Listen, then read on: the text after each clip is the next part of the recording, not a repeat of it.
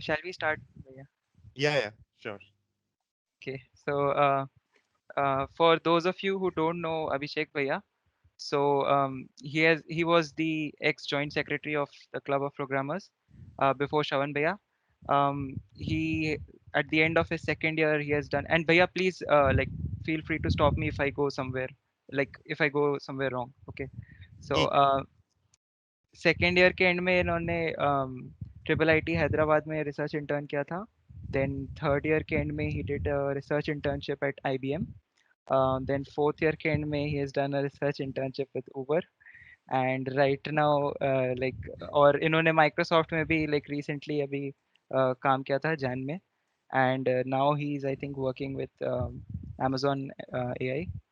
So right yeah, quite a like तो diverse बड़ा profile. Portfolio है, हाँ। हाँ, लाइक मतलब पूरा पढ़ने में ही थोड़ा टाइम लग जाएगा, इतना बड़ा है. सो हाँ, आईडीडी होने का कुछ फायदा है। हाँ, वो तो है।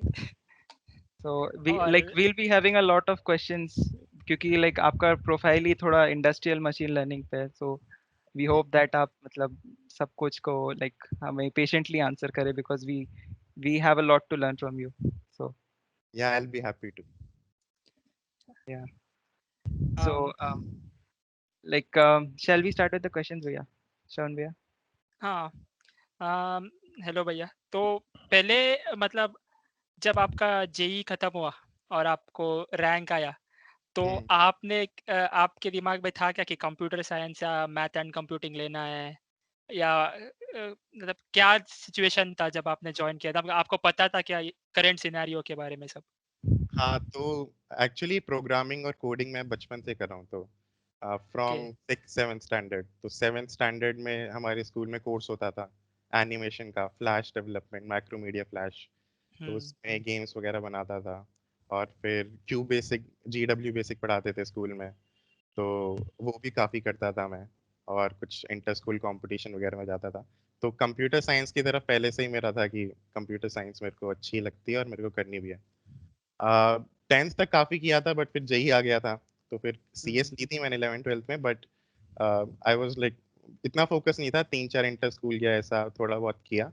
एंड फिर जब रैंक आई, और फिर तब पता था मेरे को कि यार सीएस ही करनी है, सीएस अच्छा लगता है, प्रोग्रामिंग कोडिंग। तो फिर I got like 1400 something rank. तो फिर हम्म। उस रैंक पे I couldn't get CS at the old IITs. और न्यू आईआईटीज में सीएस मिल रही थी इंदौर में शायद से, और जो पीछे हैं, इसके आगे पीछे आती हैं। तो फिर यही एक डिलेमा था कि ओल्ड आईआईटी लूँ, पुरानी आईआईटी लूँ, नई आईआईटी लूँ, क्या करूँ? तो फिर आई मेड अ कॉम्प्रोमाइज़ कि चलो मैथमेटिक्स एंड कंप्यूटिंग ले लेते हैं। कंप्यूटर साइंस भी है और थोड़ी ओल्डिश आईआईटी भी है, मतलब ओल्ड नहीं है बट ओल्डिश हम्म। आईआईटी। तो that was a good compromise जो मेरे को लगा, और फिर आई टुक दिस कोर्स, और ये मैथमेटिक्स। आईडीडी का प्लान भी तभी आपने कर लिया था क्या कि 5 ईयर बीटेक नहीं, एमटेक? वो एक कॉम्प्रोमाइज़ था कि अच्छा। आईडीडी मिल रही है तो आईडीडी लेनी पड़ेगी, जैसे सीएससी आईडीडी वाले लेते हैं कि अब हम्म। बीटेक नहीं मिल रही तो चलो सीएससी ले लो। अच्छा। तो सबसे पहला है कि मतलब फर्स्ट ईयर आपका कैसा था? मतलब हमने जितने भी लोगों से बात करते हैं, तो हम्म। उनका फर्स्ट ईयर कुछ यूनिक होता है, या मतलब फर्स्ट ईयर में ही उनको मतलब पता चलता है कि हाँ ये करना है, ये वो करना है, वो इंडल्ज होते हैं। तो आपका मतलब फर्स्ट ईयर कैसा गया? हाँ, फर्स्ट ईयर काफ़ी अच्छा था। तो जब मैं आया आईआईटी, तो फिर सबसे पहले तो वही कि सारा देखो क्या क्या होता है। सारे क्लब्स की ओरिएंटेशन में गया, सारे मतलब जो भी पहली ओरिएंटेशन तो सबके अटेंड करी। फिर फोटोग्राफी क्लब वगैरह इस सब में भी था, बट उसके साथ साथ मतलब ये एक्सप्लोर करने के लिए था कि क्या क्या होता है आईआईटी में ये सब। कंप्यूटर साइंस के लिए क्या किया मैंने, पहले ही मतलब अगस्त में ही लैपटॉप ले लिया था। तो फिर CS50 एक कोर्स होता है, तो वो मैंने हम्म। नवंबर तक ही खत्म कर लिया था। तो काफ़ी अच्छा कोर्स लगा कि यार इतने सारा सीखने को मिला। और like it was like best course. Senior ने रिकमेंड किया था, दीक्षा मैम है हमारी सीनियर, हाँ, दीक्षा रिकमेंडेड कौर। दिस। तो उन्होंने रिकमेंड किया था कि ये कोर्स करो। तो काफ़ी अच्छा था वो कोर्स। फिर फर्स्ट सेम में तो ज़्यादा हुआ नहीं, ख़त्म हो गया। 1 महीना तो ओरिएंटेशन ही था, CS50 किया, ख़त्म हो गया। फिर सेकेंड सेम में काफ़ी टाइम मिला, और तब तक इंटरनेट भी अच्छा हो गया था। तो तुम नए आए हो तो तुम्हें पता नहीं कि हमारे हाँ। टाइम पे कितना बेकार इंटरनेट होता था। तो सैटरडे संडे इंटरनेट ही नहीं आता था फर्स्ट ईयर में, फर्स्ट सेम में। फिर सेकेंड ईयर में कुछ कुछ चीज़ें इंप्रूव हुई। तो फिर इंटरनेट भी आना अच्छा हो गया। फिर थोड़ी डेव सीख ली। डेव में क्या क्या सीखा, थोड़ा एंड्रॉयड डेव सीख लिया एक हफ्ते के अंदर। पाइथन सीख ली, पाइथन के थोड़े बहुत प्रोग्राम बना लिए कि म्यूजिक है तो उसके सबटाइटल खुद डालो या फिर उसको अच्छी तरह फॉर्मेट करो, लाइक बेसिक प्रोग्रामिंग। और एपीआई वगैरह यूज करके एक एंड्रॉयड का कोर्स था यूडासिटी का, एंड्रॉयड डेवलपमेंट, तो उससे कुछ कुछ ऐप्स बना ली। एक माइंड स्वीपर की ऐप बनाई थी मैंने फर्स्ट ईयर में। This was around February. एक एपीआई की अर्थक्वेक आया है तो फिर एपीआई में दिखेगा स्क्रीन में कि कहाँ कहाँ अर्थक्वेक आया है। मतलब बहुत सिंपल सिंपल चीज़ें करी फर्स्ट ईयर में। और फिर आई गेस फिर फर्स्ट ईयर खत्म हो गया। तो फर्स्ट ईयर में क्या किया, CA/50 किया, थोड़ा एंड्रॉइड डेव सीखा, थोड़ा वेब डेव सीखा, और थोड़ा पाइथन सीखा।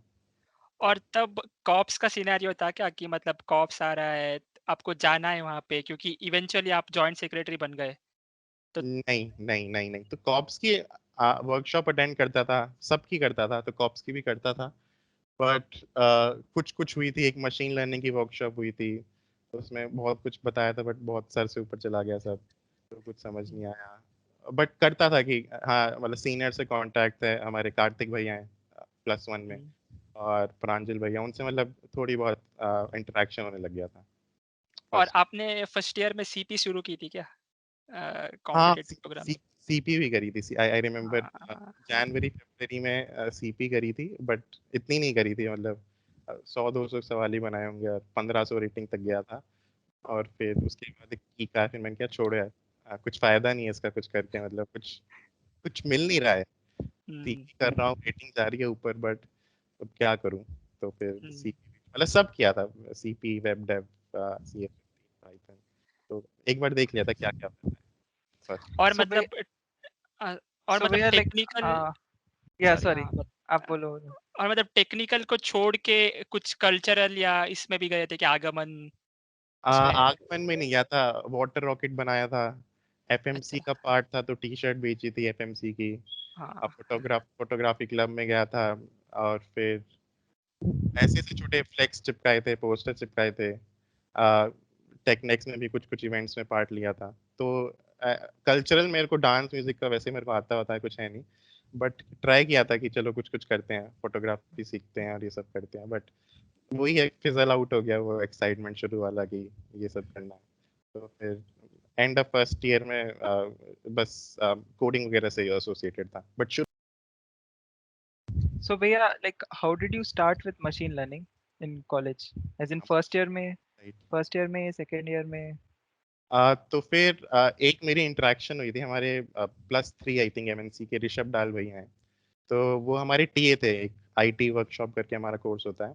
तो उसमें वो ऐसे ही कह रहे थे, वो सीपी में काफ़ी अच्छे थे, लाइक रीजनल्स वगैरह गए थे। तो उन्होंने एक लाइन बोली कि सीबी करके क्या कर लेगा, ज़्यादा से ज़्यादा रीजनल चला जाएगा, जॉब तो वैसे ही लग जाएगी। तो मतलब मेरे को थोड़ा हिट किया कि यार सीपी क्यों कर रहा हूँ मैं। उन्होंने बोला चल रिसर्च कर ले, मशीन लर्निंग देख ले, क्रिप्टोग्राफी देख ले, क्या क्या होता है। तो मतलब पहले तो कुछ ऐसा होता नहीं आइडिया कि क्या करना है। उन्होंने बोला चलो मशीन लर्निंग अच्छी चीज़ है, तो मैंने कहा चलो मशीन लर्निंग करते हैं। तो फिर जब सेमेस्टर के ख़त्म हुई, वो क्या कहते हैं, सेमेस्टर ख़त्म हुआ, घर गए वेकेशंस पे, तो उस समय I started with machine learning, चलो मशीन लर्निंग करते हैं।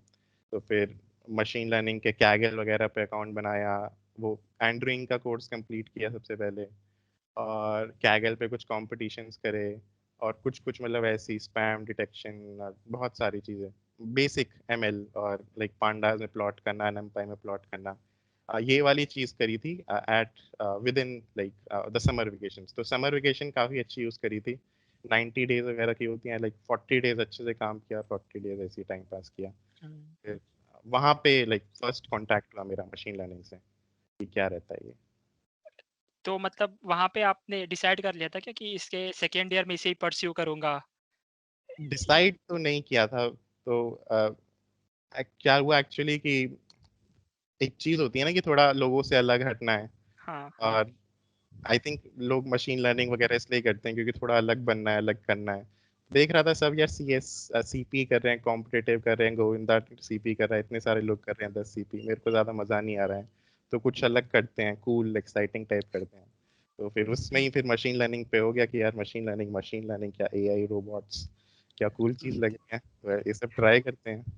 तो फिर एक्सीडेंटली हुआ था। एक अभिनव गुप्ता मेरे CSE 16 का है, तो उसको पता नहीं NLP में इंटरेस्ट था या कुछ था, जो भी था, उसने बोला मेरे साथ प्रोजेक्ट करेगा क्या? I have also taken in Vaishnav with me. तो मैं, वैष्णव और Abhinav Gupta, CSE 16 took a project under AKS sir. बहुत सिंपल सा प्रोजेक्ट था, ऑटोमेटिक एसे ग्रेडर। मतलब एसे है तो उसको ग्रेड करना है कि क्या अच्छा एसे है, बुरा एसे है।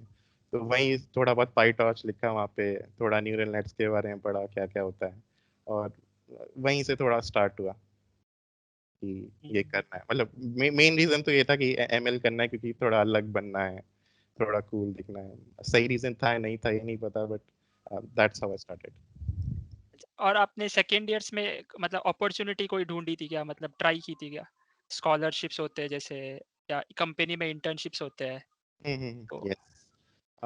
तो फिर ये भी हम देखी, एक हमारे सीनियर थे आदित्य धवल करके, वो IIIT हैदराबाद में इंटर्न करके आए थे, तो सेकेंड ईयर में। तो मुझे भी लगा यार सेकेंड ईयर में इंटर्न करनी चाहिए, अच्छी बात होती होगी, क्योंकि कोई करता नहीं यूजुअली सेकेंड ईयर में इंटर्न, बहुत कम लोग, लाइक 10-20-30% ऑफ द लोग करते हैं। तो फिर और रिसर्च भी तब तक अच्छी लगने लग गई थी। अच्छा, ये ऑटोमेटिक एसे ग्रेडर किया, फिर उसके बाद हाइपरनिम पे एक प्रोजेक्ट किया था, उसमें भी 2-3 इम्प्लीमेंटेशन करी थी। अभिनव गुप्ता के साथ ही था प्रोजेक्ट भी। तो फिर हाँ, मेल भेजने शुरू कर दिए थे नवंबर दिसंबर में। IIIT हैदराबाद में था एक, वहाँ से पॉजिटिव मेल आया था जहाँ पे गया मैं। और एक IIT दिल्ली में था प्रोफेसर, उनका भी थोड़ा सा पॉजिटिव आया था, बट कन्वर्ट नहीं हो पाया था। बाहर भी मेल भेजे थे, क्योंकि ये भी था कि बाहर भी लग जाती है लोगों की, मेल ही करो तो इंटर्नशिप लग जाती है। बट अब मैं देखता हूँ मेल की कितने बेकार मेल है, और मेरे को क्यों लेगा कोई। तो फिर ये सब भी किया, बाहर भी मेल भेजे, स्पैम किया 100 प्रोफेसर्स को, बट कुछ आया नहीं। तो फाइनली वही IIIT हैदराबाद में इंटर्नशिप मिली, और वहाँ पे गया मैं आफ्टर सेकेंड ईयर। इंटर्नशिप मिली और वहाँ पे गया मैं आफ्टर सेकेंड ईयर। तो मतलब आप जब IIIT हैदराबाद में गए, मतलब जितना मुझे पता है आप एक कंपटीशन टाइप वर्कशॉप में पार्ट लिया था आपने, तो राइट। उसके बारे में बता सकते हैं? क्योंकि मतलब आपने ये भी बोला था कि मतलब आपने उसमें बहुत मेहनत की थी और आप सेकंड भी आए थे शायद, आपका हाँ सिस्टम हाँ कंपटीशन में। हाँ। तो अगेन वही पीयर पीयर प्रेशर का, कि अभी चावला, CSE 6, हम्म। आयुष शर्मा, श्रेयांश सिंह, तो इन्होंने एक system description paper shared task publish किया था at the end of second like year. Second year से पहले, like December of second, like after first sem of second year, after third sem. Hmm. तो फिर मैं, मेरे पास तब कुछ ऐसा पब्लिश था नहीं, तो मेरे को था यार, मेरे को भी यार कुछ करना है, सब लोग कर रहे हैं, कैसा करूँ। तो फिर IIIT हैदराबाद में गया। वहाँ पे बहुत सारे इंटर्न हायर कर लिए थे उन्होंने, तो कोई सुपरविजन वगैरह कुछ भी नहीं था। तो बस हम्म। एक प्रोफेसर थी, वो भी हफ्ते में एक बार आती थी। मेरा PhD एडवाइजर था, वो भी मेरे से मिलता नहीं था। बट मेरे को था यार कुछ करना है मेरे को। आई थिंक सबसे ज़्यादा motivated towards ML NLP I was there at that time. Hmm. फिर क्या किया मैंने यार, सबसे पहले खुद सारे, देखो शेयर टास्क, मैंने लगा शेयर टास्क में पेपर सबमिशन थोड़ा इजी रहता है, एक्सेप्टेंस, और फिर डिफाइंड भी प्रॉब्लम रहती है। तो मैंने सारी शेयर टास्क ढूंढी। फिर एक कॉर्नेल वाली शेयर टास्क मिली, जो लाइक जिसकी डेडलाइन अगस्त में थी, like perfectly aligns with my internship. तो फिर मैंने वो पकड़ा, और फिर मैंने खुद ही प्रपोज किया, खुद ही मेरे को इस पे काम करना है, खुद ही काम करे जा रहा हूँ, खुद ही रिसर्च पेपर्स पढ़े, खुद ही लिटरेचर सर्वे किया, और खुद ही ढूंढा कि क्या काम करना है, कैसे करना है। और लाइक उस पे काफी, उस समय आई रियलाइज की काफी मेहनत करी थी after in that IIIT Hyderabad internship. Like weekends पे भी काम करता था, I was there in the lab like 12 hours a day. और फिर इंटर्नशिप पे काम किया, और फिर काफ़ी अच्छा मॉडल बन गया था वो, काफ़ी फाइन ट्यूनिंग करी, और मॉडल्स आर्किटेक्चर्स भी काफ़ी ट्राई करे। तो फिर सबमिशन काफ़ी अच्छा बन गया वो, लाइक काफ़ी अच्छी लाइक शेयर टास्क मानी जाती है कॉर्नेल सिग्मा क्वांटी। तो उसमें सेकंड ओवरऑल आए, but the most use model from that share task, like citations उठाओ तो दैट हाँ, वाज माय मॉडल। उन्हें लाइक 15 हो गए ना अभी शायद साइटेशंस उसके। हाँ, लाइक सिमेंटिक स्कॉलर पे देखो तो 20 आते हैं, हम्म। गूगल स्कॉलर पे। हाँ। ये भी मतलब जब पहली साइटेशन आई थी, it was like surreal experience, कि खुद ही काम किया है, खुद ही पेपर भी खुद ही लिखा है। वो PhD ने ना रिव्यू किया था, ना प्रोफेसर ने रिव्यू किया, और उसके बाद भी like people are appreciating my work. तो थोड़ा सा आवाज कम हो गया भैया तो। हाँ, तो हाँ, हाँ। That was a good experience I would say. Hmm. तो मतलब आप सेकेंड ईयर में आपने इंटर्न के लिए प्रिपेयर किया था क्या थर्ड ईयर के जो कि मतलब इंटर्नशिप्स के आते हैं कंपनीज के? सेकेंड ईयर, हाँ, तो ये मेरे पास वो था, डिसीजन लेना था मेरे को कि मेरे को सेकेंड ईयर में, लाइक थर्ड ईयर में कंपनी एसडी इंटर्न करनी है, रिसर्च इंटर्न करनी है। तो मैं क्या किया, एक दो कंपनी का दिया शुरू की, जब मेरे को लग रहा था यार ये इसमें अगर हो जाए तो बहुत अच्छी बात होगी। और फिर जब वो नहीं मटेरियलाइज किया, लाइक दो ही कंपनी का दिया था, आई थिंक माइक्रोसॉफ्ट और न्यूटॉनिक्स। और फिर उसके बाद मैं बैठा नहीं, क्योंकि मुझे लगा था यार कुछ वही है, वही सेल्फ आइडेंटिटी बनाना कि कुछ अलग करना है। तो I will do machine learning में इंटर्न करेंगे, एनएलपी में इंटर्न करेंगे, सीपी तो वैसे भी हो जाएगी जॉब। ये जो लगता है बचपन होते हैं, I think most of the लोग जो है करते हैं, मशीन लर्निंग स्टार्ट करते हैं इसलिए ही करते हैं कि कुछ अलग करना है, रिसर्च करना है। तो फिर जस्ट एक दो कंपनी में बैठा और फिर I started mailing for internships, research internships. मतलब आपका वो फेस कैसा था? मतलब यूजुअली सब ऐसा होता है कि सबकी इंटर्न लग रही है और आप मेल कर रहे हो और वो सर्टेनिटी भी नहीं है कि मिलेगा कि नहीं, और मिलेगा तो मतलब यूजुअली फॉरेन इंटर्न से ट्राई करते हैं उस टाइम तो हाँ, जाएंगे कैसे, फंडिंग कैसे, तो आपका माइंडसेट कैसा था उस टाइम? ज्यादा मेरे को पता नहीं, उस समय थर्ड ईयर में ज्यादा मेरे को परेशानी नहीं हुई। मैं क्या, ठीक है, नहीं भी लगे तो क्या होगा, कहीं और देख लेंगे, कहीं लगी जाएगी। थोड़ा पता नहीं कॉन्फिडेंट क्यों था, मेरे को अब रियलाइज नहीं है, बट थोड़ा कॉन्फिडेंट था कि यार हो जाएगा, इतनी सारी होती हैं, एक में तो कन्वर्ट होगा। बट वही हुआ नहीं कन्वर्ट। दाद में अप्लाई किया था, उसमें नहीं हुआ। विटर्बी में किया, उसमें नहीं हुआ। एसएनबोस में किया, उसमें नहीं हुआ। इस बार भी 100 मेल भेजे, बट इस बार अच्छे से मेल भेजे, उसमें भी रिप्लाई नहीं आया। तो एट द एंड सिर्फ दो जगह बना मेरा। एक तो जापान में एक प्रॉफ थे, तो उनसे उन्होंने हाँ बोला कि ठीक है आ जाओ। और एक आईबीएम में। तो these were the only two places where like I got acceptance for third year internship. अच्छा, तो आपने आईबीएम चूज किया, तो वो आपका शायद फर्स्ट मतलब वो आपका पहला इंडस्ट्रियल इंटर्न था। Right, तो आपको yes. मतलब वो इंडस्ट्रियल में हो, मतलब ट्रिपल आईटी हैदराबाद का तो इतना अच्छा मतलब आपने खुद से किया था, हम्म लेकिन आईबीएम रिसर्च मतलब एज अ कंपनी में इंटर्न करके एंड एज एकेडमिया, आपको पता ही होगा एकेडमिया का, तो हम्म। आपको डिफरेंस क्या लगा वहाँ पे?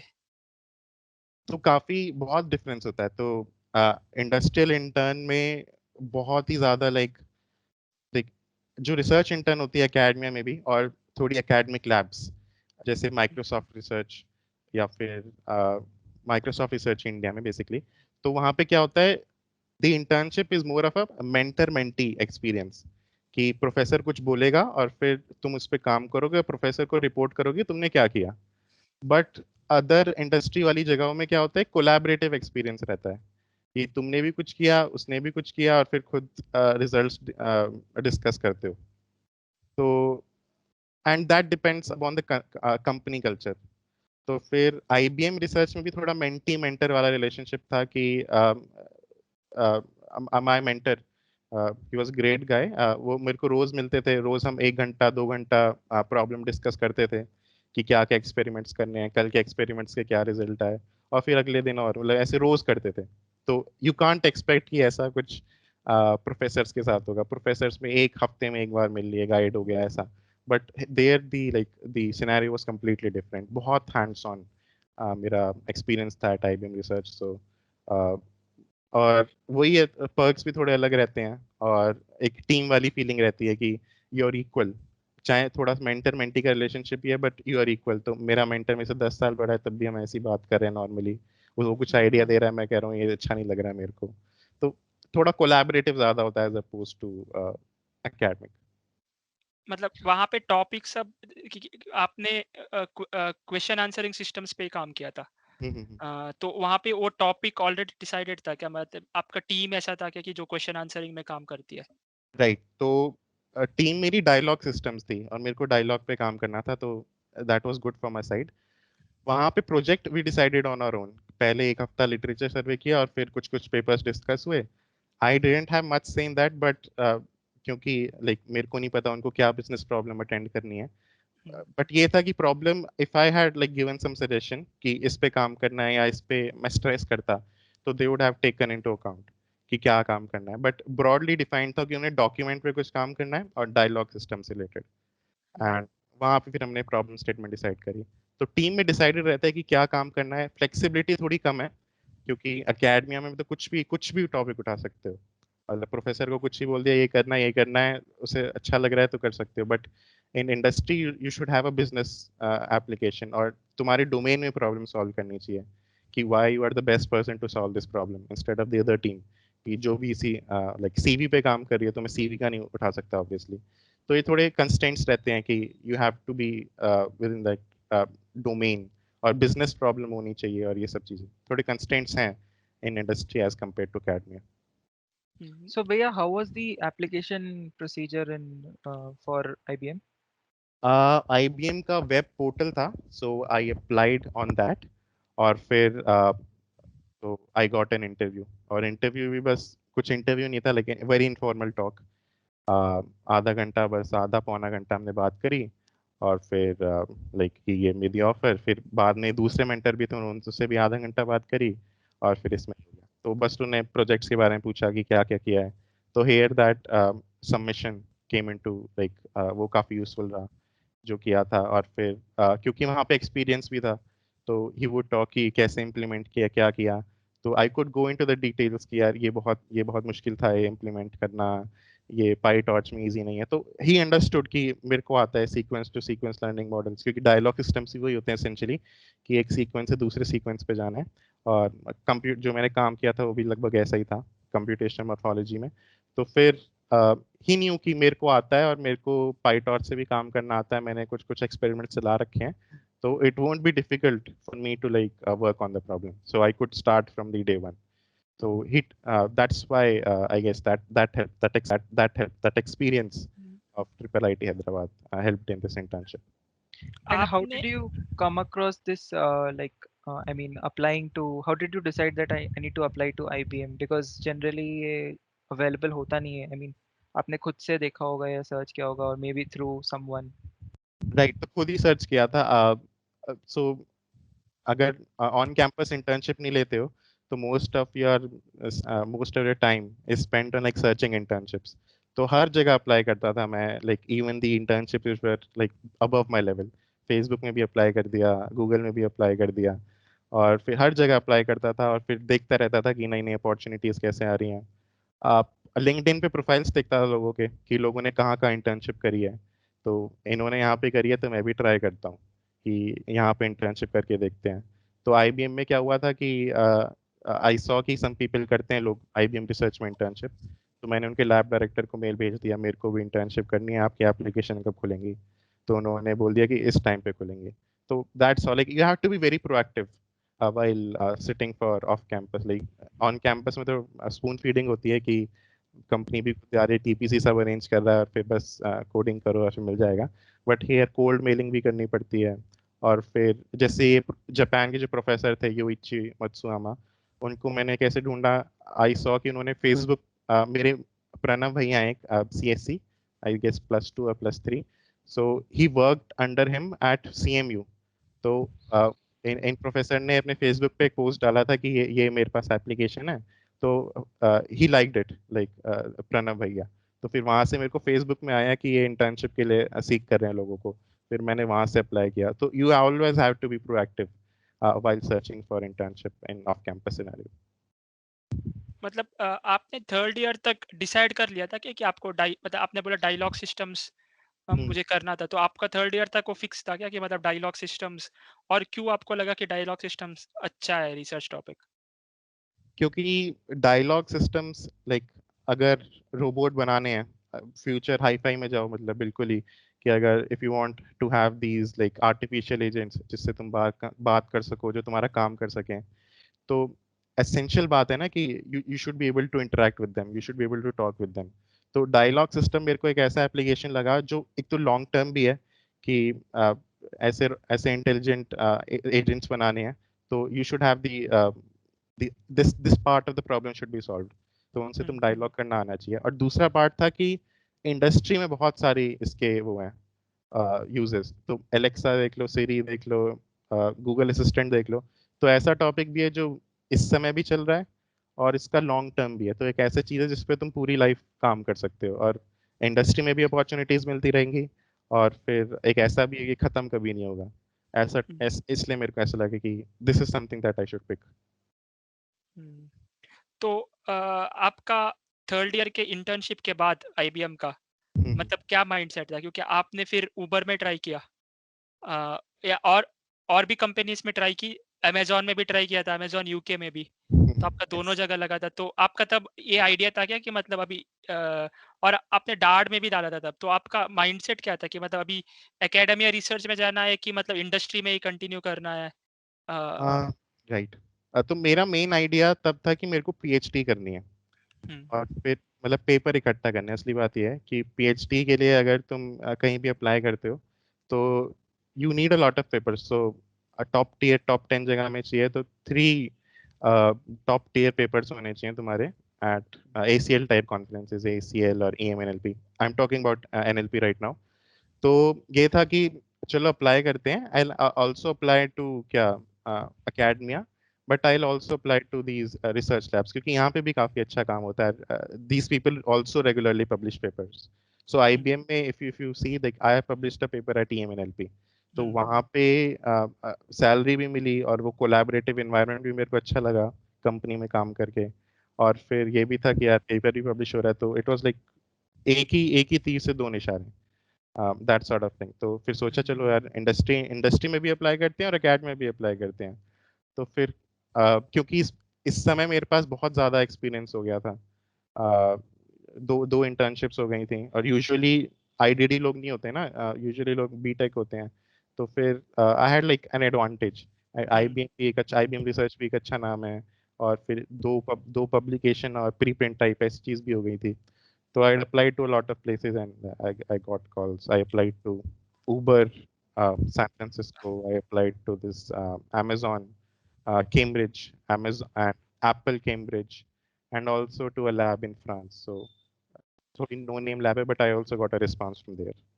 तो मतलब ये सब जैसे कि अमेजोन, एप्पल और उबर के आपको कैसे अप्लाई करना है, ये कैसे पता चला, या आपने उनके जॉब पोर्टल पे जाके कर दिया डायरेक्ट? जॉब पोर्टल पे वो तो किया ही, क्योंकि डेस्परेशन की यार कुछ तो चाहिए, इस इंटर्न ढूंढनी है।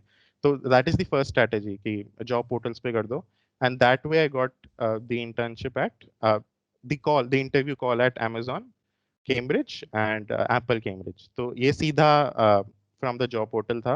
एंड उबर का था like I knew this guy कि ये इस पे काम कर रहा है, and I think I could be a great fit, क्योंकि वो कॉन्वर्जेशनल AI पे काम करते थे और RL पे काम करते थे। And those were the things that I RL भी मैंने थोड़ा बहुत किया है, इतना नहीं मेरे को आता, but I have explored that part also.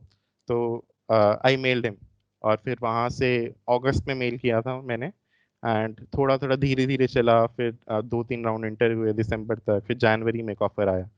तो काफ़ी लंबा प्रोसेस था, but I applied to Uber using this mailing technique. मतलब आपने उस बंदे को डायरेक्टली मेल कर दिया? राइट, यहाँ। हाँ।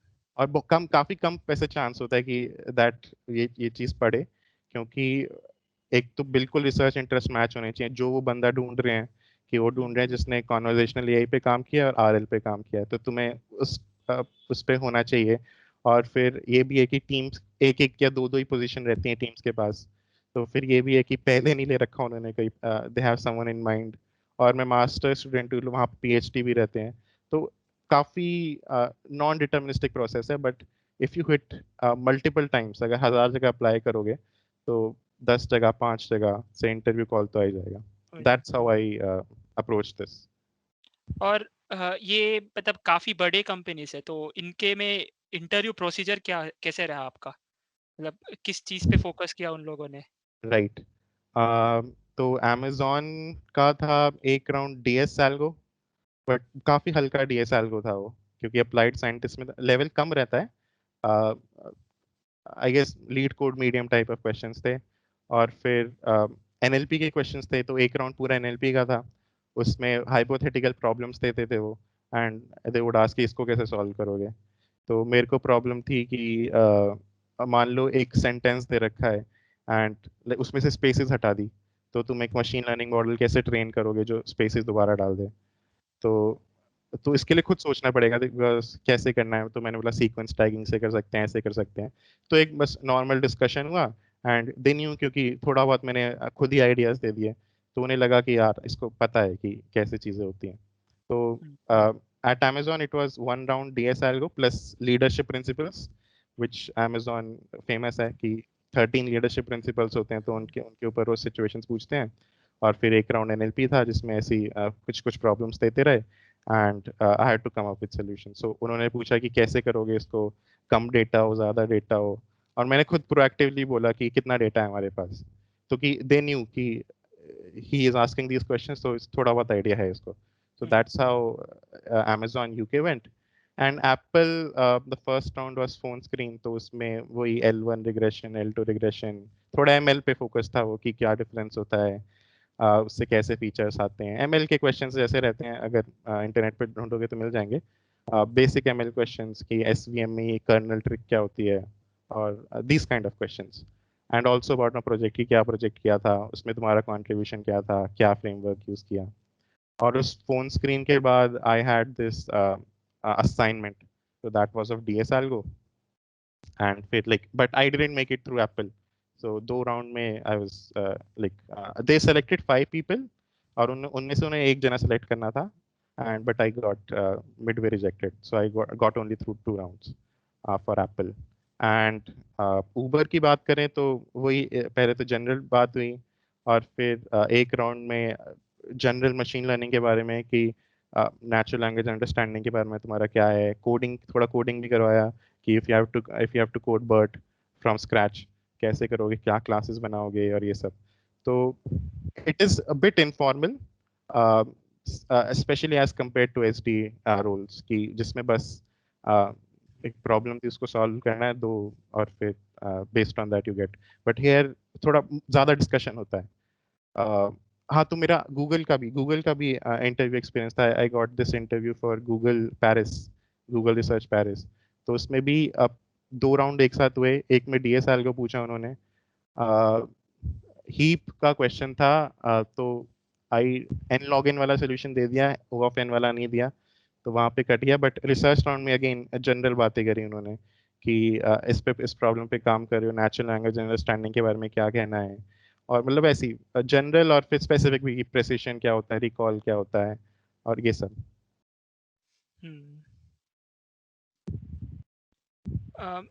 तो इन जनरल आप अगर इंडस्ट्रियल लेवल, इंडस्ट्री में भी रिसर्च करना चाहते हो तो एक लेवल तक तो प्रोग्रामिंग या तो डेटा स्ट्रक्चर्स एल्गोरिदम्स तो आप मतलब आना ही चाहिए। तो थोड़ा बहुत तो सीपी साइड बाय साइड करते रहना चाहिए ताकि मतलब सेफ साइड में रहे। एग्जैक्टली तो मैं सबको रिकमेंड करूंगा।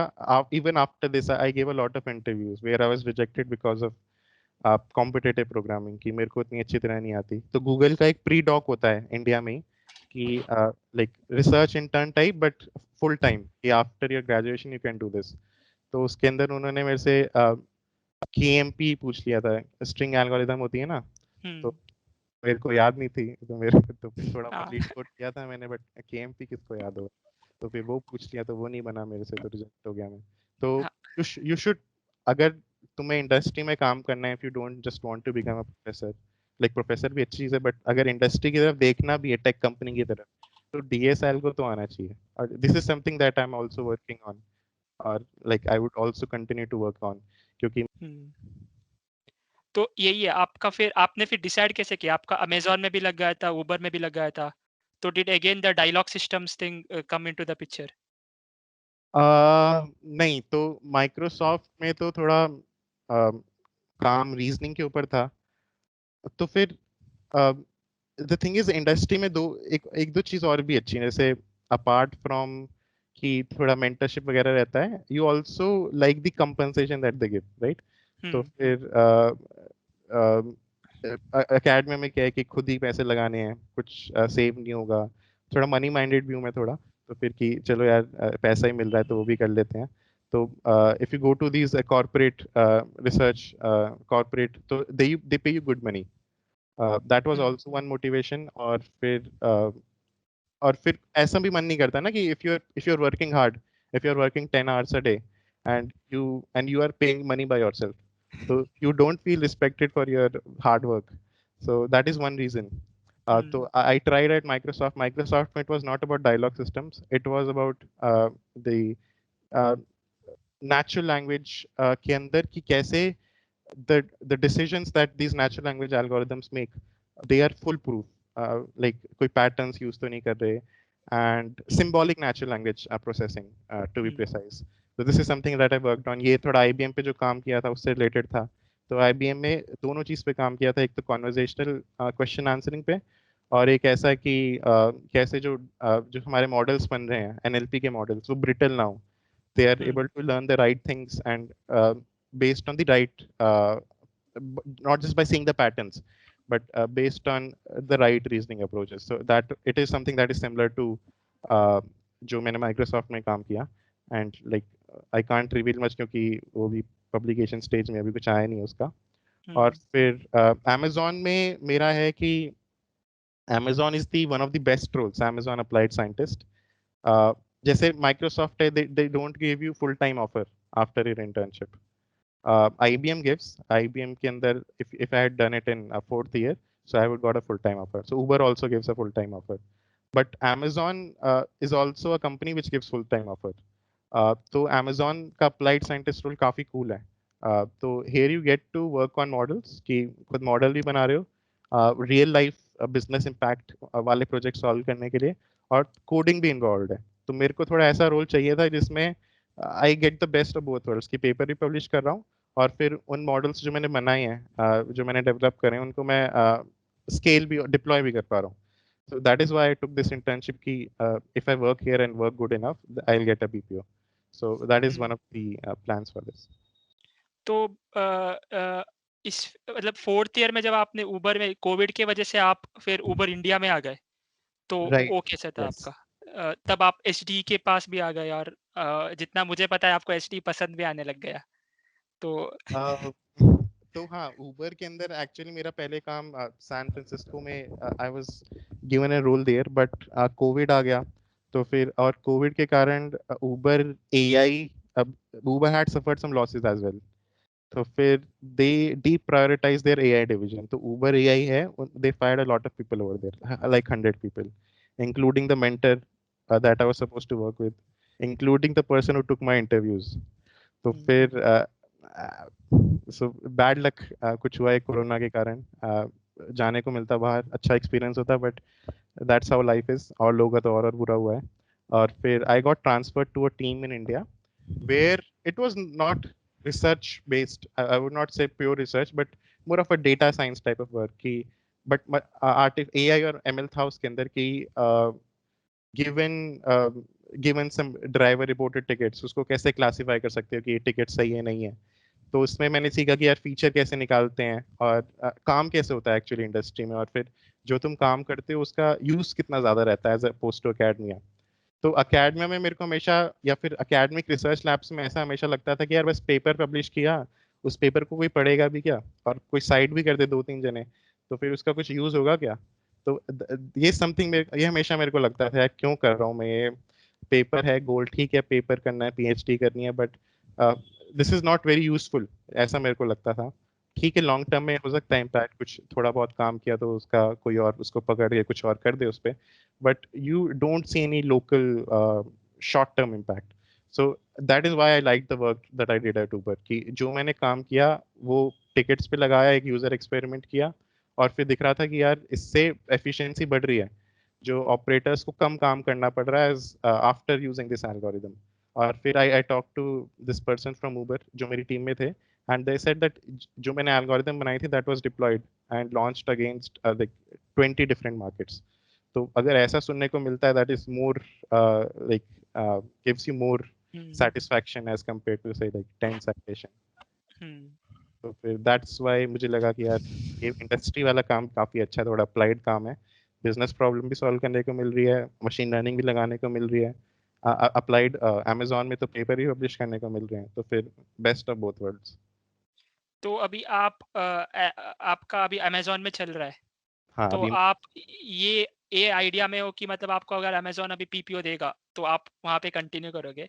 या आप उबर में चले जाओगे जहाँ पे आपका ऑलरेडी पीपीओ है, जो कि मतलब अगर जिन लोगों को मतलब जिन लोग नहीं है ना, Uber is day zero company in placements also and day zero company in internships also. So उसमें ऑलमोस्ट नेक्स्ट टू मतलब बहुत डिफिकल्ट होता है, जो अपने में मास्टर कोडर्स होते हैं सीपी में सिर्फ उनका लगता है। तो मतलब आपका अभी आइडिया फ्यूचर प्लान्स क्या है भाई इस तरह से कि उबर के लिए तो हमने छोड़ा नहीं था, रोमास में रोमास चले गए थे। हाँ तो यही था।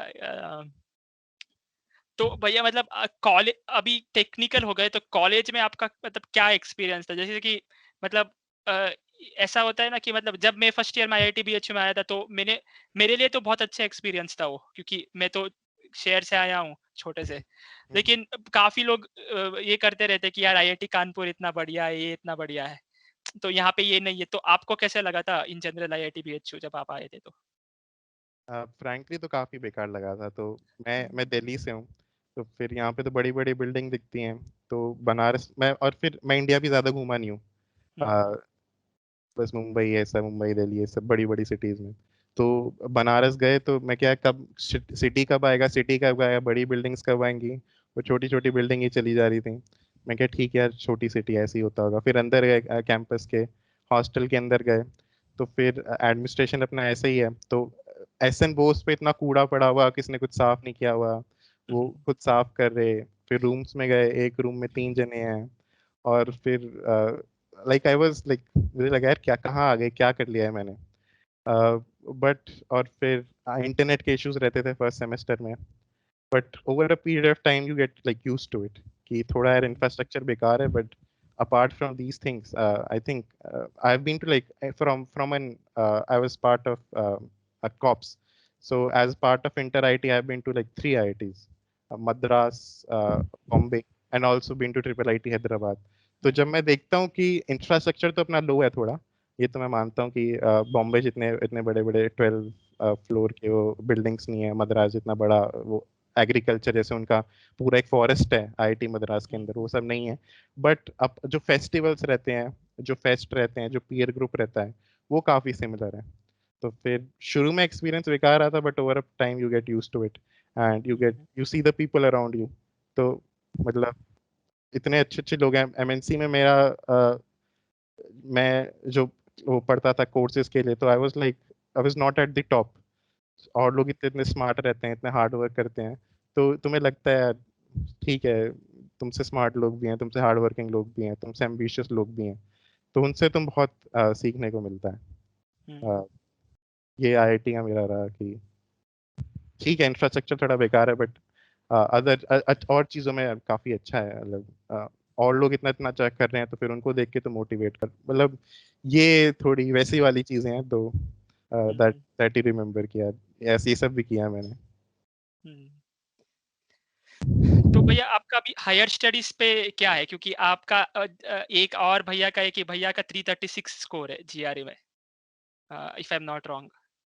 हाँ तो तो आपका हायर स्टडीज पे क्या ओपिनियन है या आपका प्लान्स है कि आप करेंगे क्या आगे, की क्या सजेस्ट करते हैं लोगों को? और मतलब आपका जीआरई प्रिपरेशन स्ट्रेटजी क्या था? 336 is like a really good score for those who don't know. GRE का मैक्सिमम स्कोर होता है 340, तो 336 इज लाइक रियली गुड। सो तो फ्यूचर स्टडीज के बारे में like I am a bit conflicted, I am not completely clear.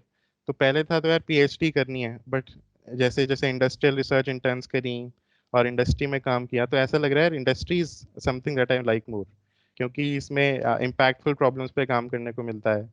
और फिर career wise you could also grow. तो अपने मेरा है कि थोड़ा मैनेजमेंट रोल में जाना है, not just being restricted to like individual contributor. तो this is something I want to try. तो इसलिए मेरा पीएचडी का ऑप्शन एटलीस्ट फॉर नाउ हट चुका है, बट देखते हैं आगे क्या रहता है। 2-3 साल बाद लगे कि यार वापस पीएचडी करनी है। एमएस के बारे में है, MS is a good option if you want to like study. और लाइक ब्रांड नेम हो सकता है कि टॉप 10 यूनिवर्सिटीज में चले जाओ, स्टैनफोर्ड, एमआईटी, कॉर्नेल, कोलंबिया, यहाँ चले जाओ। And the most important part why like people do MS is for the US TCs. तो यूएस में यू वुड नो कि जैसे अखबार में पढ़ते होंगे कि 1 करोड़ का पैकेज लगा, 1.5 करोड़ का पैकेज लगा। तो जब the majority of people why they do MS is कि they are attracted by that kinds of salaries. So if you graduate from MSCS in any and you join any good company like Amazon, Google, so you are like paid 200K, which is 140 lakhs, 1.4 crores, which is a good amount of money. Or India में for the same role you are getting max 30 lakh rupees. So uh, MS, if you just want to go for the visa purpose, it's a good call. If you want to go for studies, maybe get a taste of research. पूरी research तो नहीं हो पाएगी क्योंकि MS course based होता है, पूरी research करनी है तो तुम्हें पीएचडी करनी चाहिए। और फिर यूएस जॉब मार्केट में एक्सेस चाहिए, क्योंकि फर्म्स डायरेक्टली हायर नहीं करती इंडिया से, एंड यूएस बेस्ड कम ही करती हैं, जैसे तुम देखते हो 5-6 लोग जाते हैं पूरे इंडिया से। और फिर तुम्हें वो चीज़ चाहिए तो MS is a really good option. तो फिर आई am incline towards going for MS for 2 reasons. एक तो कि एक्सपोजर, कि देखते हैं कि दुनिया में क्या क्या हो रहा है, यूएस में यूनिवर्सिटीज कैसे काम करती हैं। नॉलेज का मेरे को ज़्यादा नहीं है क्योंकि नॉलेज तो बुक से आती है। I am more of a self study kind of guy, कि मेरे को लेक्चर ज़्यादा अटेंड करना पसंद नहीं है, तो खुद बुक्स पढ़ना या खुद लेक्चर वीडियोस देखना वो मेरे को ज़्यादा पसंद है। तो नॉलेज के लिए नहीं, बट एक्सपोजर की कैसे काम करती हैं यूनिवर्सिटीज़, और वहाँ पे जाओगे तो और चीज़ें देखने को मिलेंगी। जैसे 12th में थे तो नहीं पता था ना कि आईआईटी में क्या होता है, क्या क्या ऑप्शन रहते हैं, वैसे ही perhaps that could be true as well, कि एमएस में करने जाऊँ तो पता चले यार क्या क्या चीज़ रहती हैं। तो एक्सपोजर मिलेगा, एकेडमिक कल्चर से एक्सपोजर मिलेगा, यूएस जॉब मार्केट में एक्सेस मिलेगा। तो क्या होता है कि इंडिया में मोस्टली वैसा काम देते हैं that has been already developed in software companies also. मैं जनरल बात कर रहा हूँ, I am not talking about every case. तो इंडिया में भी ओरिजिनल काम हो सकता है, but after after certain time की प्रोटोटाइप बिल्ड हो गया तो फिर इंडिया वाले मेंटेन करेंगे, ऐसा थोड़ा सिस्टम रहता है। तो शुरू में वहाँ पे जाके देखूं कि कैसे काम होता है, and you learn the work from there. तो ये भी मेरा थोड़ा एक मोटिवेशन है कि एमएस करके ये भी कर सकते हो। So I guess I will be applying this year और next year for MS, but not completely sure, क्योंकि if you want to like just work in the US there are other ways also. You could go for the internal transfer. तो Amazon में ऐसा होता है कि 3 साल बाद you could work for Amazon for 3 years, और फिर उसके बाद तुम इंटरनल ट्रांसफर करके सीधा सियाटल पहुंच सकते हो। और माइक्रोसॉफ्ट में भी, ऊबर में 2 साल होता है बस। तो ये भी ऑप्शन है, और एक ऑप्शन एमएस करके जाओ। तो I am still not decided, but कुछ है, मतलब I am incline towards doing an MS, but I will have to evaluate कि करना है नहीं करना। तो जीआरई का प्रोसीजर भैया, मतलब आपने जीआरई पे कब प्रिपरेशन शुरू किया, और मतलब आपका कोविड की वजह से भी पोस्टपोन होता रहा होगा जितना मुझे याद है। तो नहीं, तो फिर जीआरई बहुत इजी एग्जाम है, तो उसकी ज़्यादा तुम्हें चिंता करनी नहीं चाहिए। जीआरई में 7th 8th की मैथ्स रहती है, तो सारे आईआईटी वाले तुम सब सब कर लोगे वो मैथ्स। और फिर उसमें इंग्लिश रहती है, तो वो तुम्हारे डिपेंड करेगा कि तुम कहाँ पे तुम्हारी अपब्रिंगिंग हुई है। सिटीज़ में हुई है तो लाइक तुम्हें थोड़ा इजी रहेगा, नई सिटी में नहीं हुई है तो थोड़ा मुश्किल रहेगा।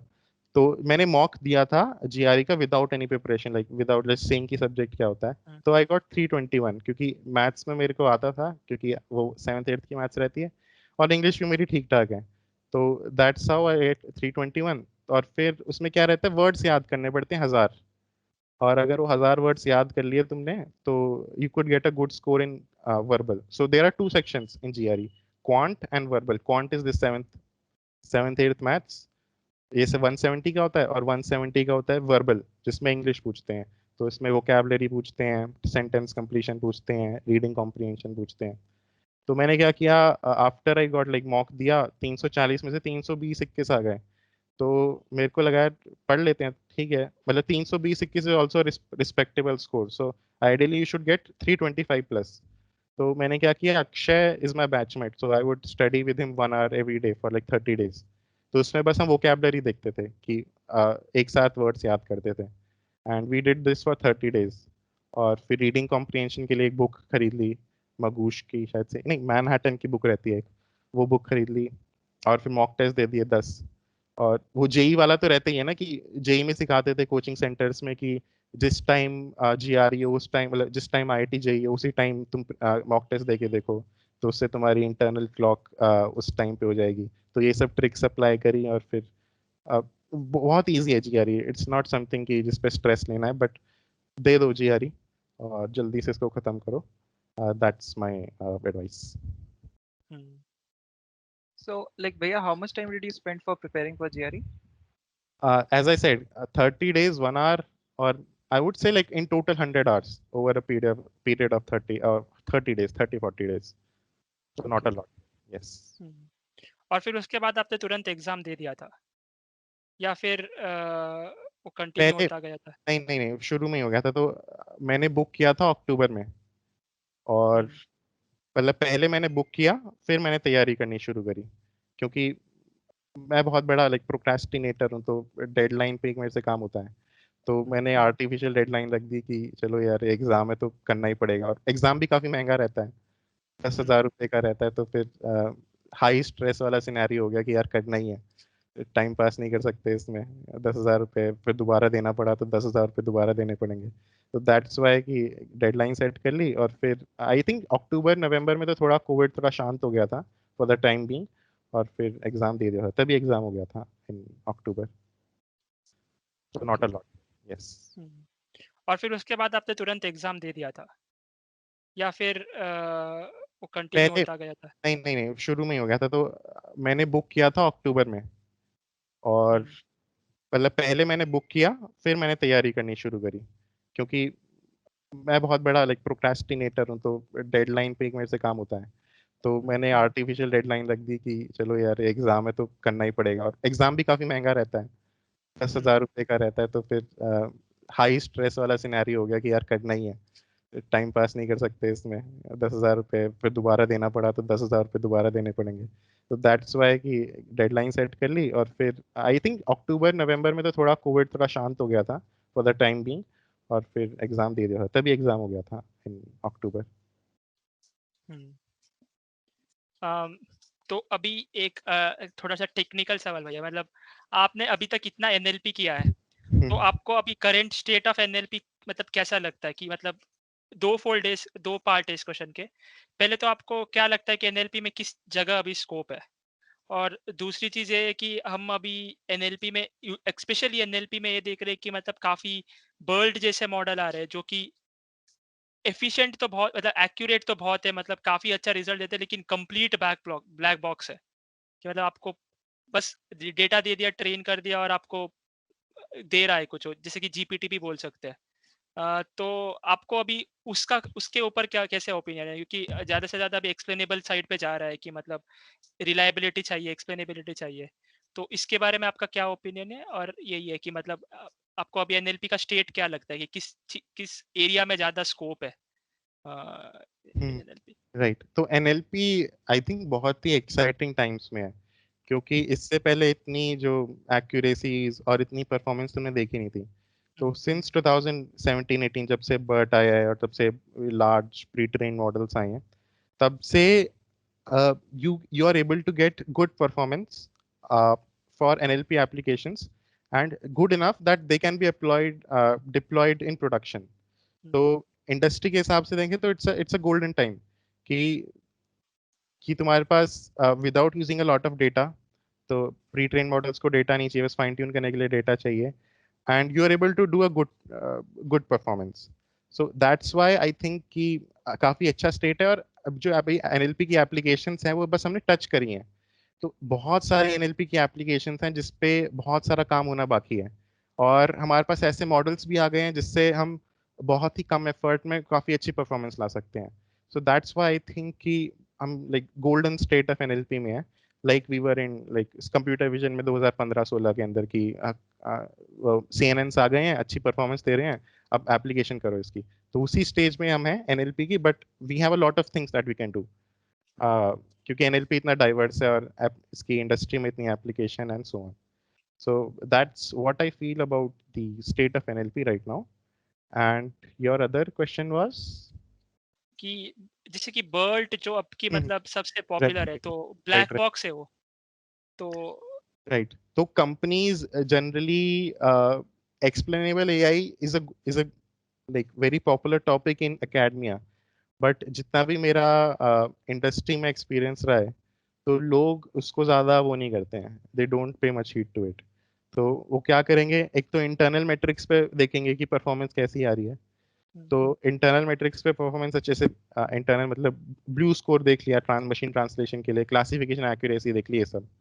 और एक बार ये देख लिया कि इन मेट्रिक्स पे अच्छी परफॉर्मेंस आ रही है, तो they perform a user study कि ये मॉडल अगर मैं प्रोडक्शन में डिप्लॉय करूं, ए बी टेस्ट करूं कि पुराना मॉडल लगाऊं और नया मॉडल लगाऊं, तो किससे मेरे बिजनेस मेट्रिक ज्यादा इंप्रूव हो रहे हैं, किससे लोग मेरे ज्यादा क्लिक कर रहे हैं ऐड पे, किससे ज्यादा मेरे लोग ज्यादा इंटरेक्ट कर रहे हैं उन चीजों से, कौन सी चीज ज्यादा relevant and so on. And if they get boost in those kind of things, boost in those numbers कि यार रेवेन्यू बढ़ रहा है इससे मेरा इस मॉडल से, so they don't care much about कि यार पर इसकी ये एक्सप्लेनेबिलिटी क्या है, ये काम कैसे कर रहा है. They just care about the numbers. But this is not obviously not true for all the applications. जैसे हेल्थ केयर वगैरह है, so in that case they would focus more on कि चीज explainable होनी चाहिए. For example, this is not related to NLP but for computer vision. तो इसमें self driving cars में लोग क्या कर रहे हैं, फर्स्ट जो सीन है उसको अंडरस्टैंड करना चाहते हैं एक प्रोसेस्ड वे में, और फिर वो इंटरमीडिएट रिप्रेजेंटेशन आती है, उस पे दे लर्न पॉलिसी कि इस ये इंटरनल रिप्रेजेंटेशन है, इस पे हम क्या एक्शन लेना चाहिए उस ऑटोमेटिक व्हीकल को. तो दैट इंटरमीडिएट स्टेप और रिप्रेजेंटेशन ये ह्यूमन देख सकता है, और फिर उसको अगर उसमें कुछ गलती है तो ह्यूमन उसमें प्रॉब्लम निकाल सकता है एंड सो ऑन. तो क्रिटिकल एप्लीकेशन, सेफ्टी वाली एप्लीकेशन में एक्सप्लेनेबल एआई का कुछ यूज है, but I think it's being over stressed, specially in academia, कि सब आजकल एक्सप्लेनेबल एआई पे ज्यादा काम कर रहे हैं, बट इंडस्ट्री में इतना इस पे फोकस नहीं होता है for a large part of applications. तो मतलब मेरे साइड से तो नॉट अ लॉट. यस. और फिर उसके बाद आपने तुरंत एग्जाम दे दिया था या फिर वो कंटिन्यू पहले होता गया था? नहीं नहीं नहीं, शुरू में ही हो गया था. तो मैंने बुक किया था अक्टूबर में, और मतलब पहले मैंने बुक किया, फिर मैंने तैयारी करनी शुरू करी, क्योंकि मैं बहुत बड़ा लाइक प्रोक्रेस्टिनेटर हूँ, तो डेडलाइन पे मेरे से काम होता है. तो मैंने आर्टिफिशियल डेडलाइन रख दी कि चलो यार एग्जाम है तो करना ही पड़ेगा, और एग्जाम भी काफी महंगा रहता है, 10,000 रुपये का रहता है. तो फिर हाई स्ट्रेस वाला सिनेरियो हो गया कि यार करना ही है, टाइम पास नहीं कर सकते इसमें. 10,000 रुपये फिर दोबारा देना पड़ा, तो 10,000 रुपये दोबारा देने पड़ेंगे. तो दैट्स वाई कि डेडलाइन सेट कर ली, और फिर आई थिंक अक्टूबर नवंबर में तो थोड़ा कोविड थोड़ा शांत हो गया था फॉर द टाइम बीइंग, और फिर एग्जाम दे दिया था, तभी एग्जाम हो गया था इन अक्टूबर. तो अभी एक थोड़ा सा टेक्निकल सवाल भैया, मतलब आपने अभी तक इतना एनएलपी किया है, तो आपको अभी करंट स्टेट ऑफ एनएलपी मतलब कैसा लगता है? कि मतलब दो पार्ट है इस क्वेश्चन के. पहले तो आपको क्या लगता है कि एनएलपी में किस जगह अभी स्कोप है, और दूसरी चीज ये है कि हम अभी एनएलपी में, स्पेशली एनएलपी में ये देख रहे हैं कि मतलब काफी बर्ड जैसे मॉडल आ रहे हैं जो कि एफिशिएंट तो बहुत, मतलब एक्यूरेट तो बहुत है, मतलब काफी अच्छा रिजल्ट देते हैं, लेकिन कंप्लीट ब्लैक बॉक्स है कि मतलब आपको बस डेटा दे दिया, ट्रेन कर दिया और आपको दे रहा है कुछ, जैसे कि जीपीटी भी बोल सकते हैं. तो आपको अभी उसके ऊपर क्या कैसे ओपिनियन है? क्योंकि ज्यादा से ज्यादा अभी एक्सप्लेनेबल साइड पे जा रहा है कि मतलब रिलायबिलिटी चाहिए, एक्सप्लेनेबिलिटी चाहिए. तो इसके बारे में आपका क्या ओपिनियन है? और यही है कि मतलब आपको अभी एनएलपी का स्टेट क्या लगता है कि किस एरिया में ज्यादा स्कोप है एनएलपी? राइट. तो एनएलपी आई थिंक बहुत ही एक्साइटिंग टाइम्स में है, क्योंकि इससे पहले इतनी जो एक्यूरेसीज और इतनी परफॉर्मेंस तुमने देखी नहीं थी. तो सिंस 2017-18 जब से बर्ट आया है और तब से लार्ज प्री ट्रेन मॉडल्स आए हैं, तब से you are able to get good performance for NLP applications, and good enough that they can be deployed in production. तो इंडस्ट्री के हिसाब से देखें तो इट्स अ गोल्डन टाइम कि तुम्हारे पास without using a lot of data, तो प्री ट्रेन मॉडल्स को डेटा नहीं चाहिए, बस फाइन ट्यून करने के लिए डेटा चाहिए, and you are able to do a good performance. So that's why I think कि काफी अच्छा स्टेट है. और अब जो अभी एनएलपी की एप्लीकेशंस हैं वो बस हमने टच करी हैं. तो बहुत सारे एनएलपी की एप्लीकेशंस हैं जिसपे बहुत सारा काम होना बाकी है, और हमारे पास ऐसे मॉडल्स भी आ गए हैं जिससे हम बहुत ही कम एफर्ट में काफी अच्छी परफॉर्मेंस ला सकते हैं. So that's why I think कि हम like golden state of NLP में है, like we were in like computer vision में 2015-16 के अंदर की सीएनएन्स आ गए हैं, अच्छी परफॉर्मेंस दे रहे हैं, अब एप्लीकेशन करो इसकी. तो उसी स्टेज में हम हैं एनएलपी की, but we have a lot of things that we can do, क्योंकि एनएलपी इतना डाइवर्स है और इसकी इंडस्ट्री में इतनी application and so on. So that's what I feel about the state of NLP right now. And your other question was? कि जैसे कि बर्ट जो अब की मतलब सबसे राइट पॉपुलर है, तो राइट ब्लैक राइट बॉक्स है वो, तो राइट तो companies generally explainable AI is a like very popular topic in academia, but जितना भी मेरा इंडस्ट्री में एक्सपीरियंस रहा है, तो लोग उसको ज़्यादा वो नहीं करते हैं, they don't pay much heed to it. तो वो क्या करेंगे, एक तो इंटरनल मेट्रिक्स पे देखेंगे कि परफॉर्मेंस कैसी आ रही है। तो इंटरनल मेट्रिक्स पे परफॉर्मेंस अच्छे से, इंटरनल मतलब ब्लू स्कोर देख लिया मशीन ट्रांसलेशन के लिए, क्लासिफिकेशन एक्यूरेसी देख ली, ये सब। और एक बार ये देख लिया कि इन मेट्रिक्स पे अच्छी परफॉर्मेंस आ रही है, तो they perform a user study कि ये मॉडल अगर मैं प्रोडक्शन में डिप्लॉय करूं, ए बी टेस्ट करूं कि पुराना मॉडल लगाऊं और नया मॉडल लगाऊं, तो किससे मेरे बिजनेस मेट्रिक ज्यादा इंप्रूव हो रहे हैं, किससे लोग मेरे ज्यादा क्लिक कर रहे हैं ऐड पे, किससे ज्यादा मेरे लोग ज्यादा इंटरेक्ट कर रहे हैं उन चीजों से, कौन सी चीज ज्यादा relevant and so on. And if they get boost in those kind of things, boost in those numbers कि यार रेवेन्यू बढ़ रहा है इससे मेरा, इस मॉडल से, so they don't care much about कि यार पर इसकी ये explainability क्या है, ये काम कैसे कर रहा है, they just care about the numbers, but this is not obviously not true for all the applications जैसे हेल्थ केयर वगैरह है। so in that case they would focus more on कि चीज explainable होनी चाहिए। for example this is not related to NLP but for computer vision, तो इसमें self driving cars में लोग क्या कर रहे हैं, फर्स्ट जो सीन है उसको अंडरस्टैंड करना चाहते हैं एक प्रोसेस्ड वे में, और फिर वो इंटरमीडिएट रिप्रेजेंटेशन आती है, उस पे दे लर्न पॉलिसी कि इस ये इंटरनल रिप्रेजेंटेशन आई, इस पे हम क्या एक्शन लेना चाहिए उस ऑटोमेटिक व्हीकल को। तो दैट इंटरमीडिएट स्टेप और रिप्रेजेंटेशन ये ह्यूमन देख सकता है, और फिर उसको अगर उसमें कुछ गलती है तो ह्यूमन उसमें प्रॉब्लम निकाल सकता है एंड सो ऑन।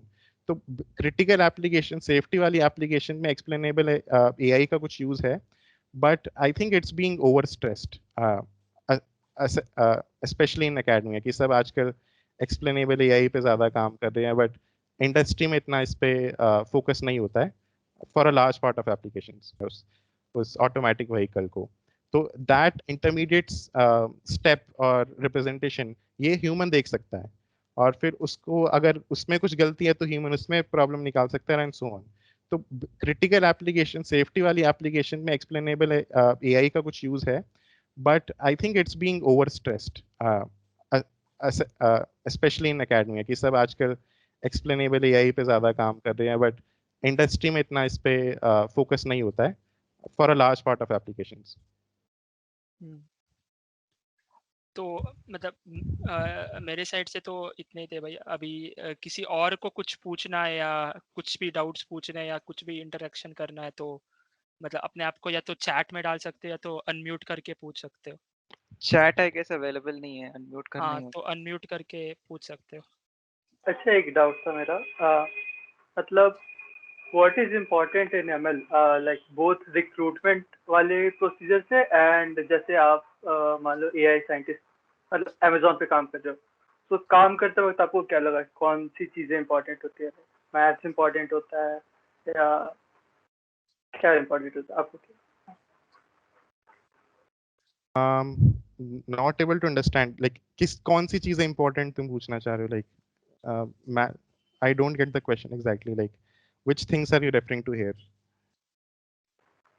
मतलब कौन सा पर्सपेक्टिव इम्पोर्टेंट होता है ऐसा कह रहा हूँ। जैसे कि मान लो किसी प्रॉब्लम पे आप काम कर रहे हो, तो उस पे किस चीज पे फोकस करते हो, कि उसके मैथ्स को अंडरस्टैंड करने पे फोकस करते हो कि ये एक्चुअली कैसे काम करेगा, या फिर ऐसे ही कि एक नोशन के हिसाब से कि अच्छा ऐसा होगा, या फिर बस रिजल्ट्स के हिसाब से कि जो बच्चा परफॉर्म करता है। Got it right. तो फिर obviously the maths behind is important, but in context of deep learning there's not a lot of things that you could look into. So there the intuition trumps कि ये model कैसे perform कर रहा है, and obviously you should know the maths कि काम कैसे करे, तभी तुम उसको मॉडिफाई करोगे। For example, in an application that I'm working at Amazon right now, तो उसमें you can't apply the off the shelf models। तो उसमें एक मिक्सचर ऑफ मॉडल्स करके टेक्निक होती है मशीन लर्निंग में, and that requires a bit of maths. तो तुम्हें उसको अंडरस्टैंड करना पड़ेगा अगर तुम्हें उसको अपने यूज केस में करना है, but maths is just a tool, and similarly these deep learning models are just a tool. So at the end what matters it कि तुम प्रॉब्लम क्या सॉल्व कर रहे हो। तो जैसे एकेडमी में क्या होता है कि द प्रॉब्लम आर गिवन कि बहुत लोग इस पे काम करते हैं, सिमेंटिक सेगमेंटेशन पे काम करते हैं, कुछ लोग नेचुरल लैंग्वेज इन्फ्रेंस पे काम कर रहे हैं, मशीन ट्रांसलेशन पे काम कर रहे हैं। एक ब्रॉड क्लास ऑफ प्रॉब्लम्स रहती है, उनमें से तुम कुछ पिक कर सकते हो, मतलब अपनी भी बना सकते हो। बट इन इंडस्ट्री ये है कि तुम्हें प्रॉब्लम क्या सॉल्व करनी है, that is also you want to find out yourself कि ये चीज है, क्या मैं प्रॉब्लम ऐसी लाऊं जिससे सबसे ज्यादा फायदा हो, सबसे ज्यादा इम्पैक्ट क्रिएट हो। जैसे उबर वाली की ड्राइवर्स के अंदर जो ड्राइवर रिपोर्टेड टिकट्स हैं, तो उसमें क्या क्या कर सकते हो। एक तो तुम ये कर सकते हो कि ड्राइवर रिपोर्टेड टिकट से निकालो कि कौन सी लोकेशन की तरफ कर रहा है, या ये कर सकते हो कि उस टिकट से ये बताओ कि ये टिकट वैलिड है कि इनवैलिड है। तो मतलब बहुत सारी तरीके से प्रॉब्लम फ्रेम हो सकती है। तो the focus there is like framing the problem and also giving out the results कि कि ये मैंने प्रॉब्लम सॉल्व करी, इसको I framed it in this way and these are the results I got. But obviously कि if you want to develop a new algorithm और you want to solve this problem in a way that is efficient और कोई of the shelf tool नहीं है, तो तुम्हें maths और जो अंडरलाइंग टूल्स हैं उसकी इम्पोर्टेंस तो होनी चाहिए।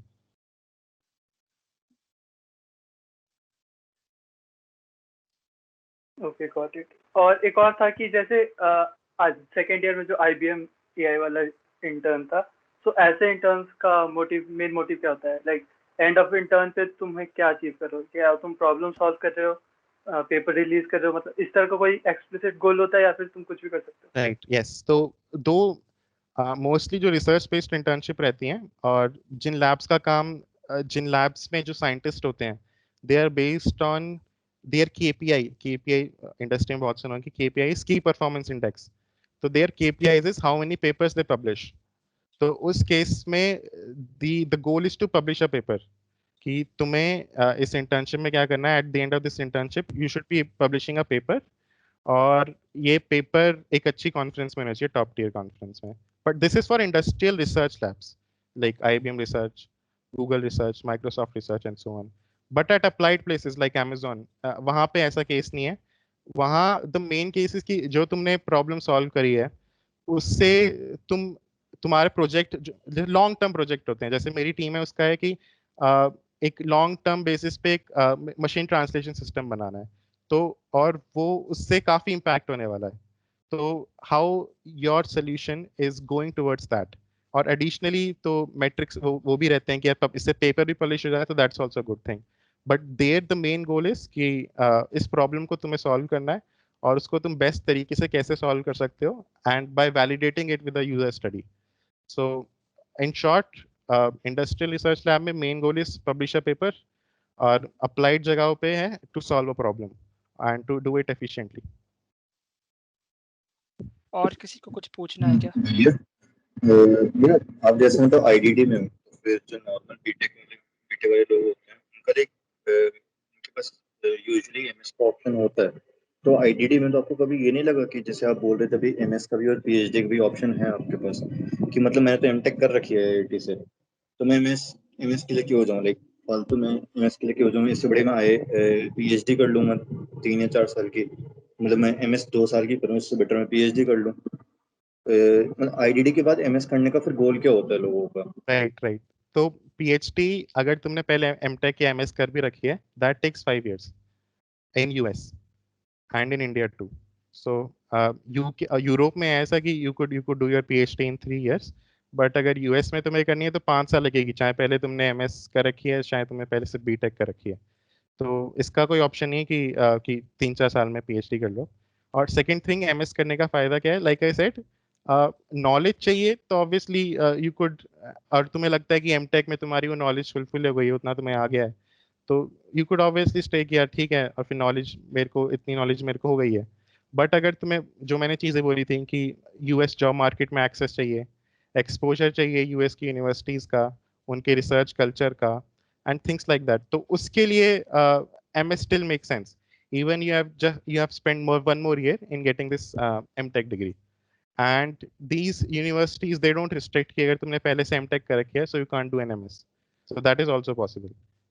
There's no one stopping you कि MTech कर रखी है तो MS कर सकते हो। और मेरे केस में तो ये और वैलिड है क्योंकि I am MTech in mathematics and computing, which is not pure computer science. So I could say कि I liked computer science as a minor, and I want to do masters in it full time. So that makes sense. तो आपको in general IDD होने से फायदा हुआ है क्या jobs पे अप्लाई करते टाइम? एक कुछ पोजीशंस ऐसे होते हैं जो बस मास्टर्स के लिए ओपन होते हैं, बीटेक्स Right. के लिए ओपन ही नहीं होती है, राइट यस तो उसके बारे में कुछ? हाँ फायदा तो अनएक्सपेक्टेडली फायदा हो गया। जैसे when I used to write mails तो मैं लिखता था I am a pre final year master student. तो अंडर ग्रेड स्टूडेंट्स और मास्टर स्टूडेंट को अलग से देखते हैं, स्पेशली बाहर के लोग, बट आई डोंट थिंक ज़्यादा फर्क होता है उनमें। और फिर that help me in this Uber internship. और अमेजोन यूके में भी the minimum requirement was they wanted a master student, तो वहाँ पे भी फायदा हुआ। अमेजोन इंडिया में भी फायदा हुआ, मास्टर स्टूडेंट चाहिए था, तो अप्लाइड साइंटिस्ट का minimum bar is master student, so that helps. तो अनएक्सपेक्टेडली फायदा हो गया इसका। तुमने अप्लाई कर दी एक जगह and you have this 5 interns with you, 5 big tech companies की कॉल हमेशा ही आएगा। सो मैं अभी कुछ रोल्स के लिए अप्लाई कर रहा था ऐसी, and I applied to like 10 places, I didn't get anywhere. तो it helps but it's not sure shot, there is always this uncertainty कि होगा कि नहीं होगा, एंड या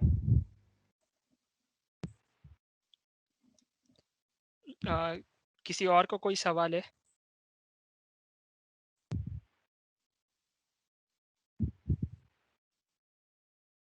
अच्छा, by the way भैया, I also wanted to, okay, अच्छा let भैया that आप guys. पूछ लो पहले।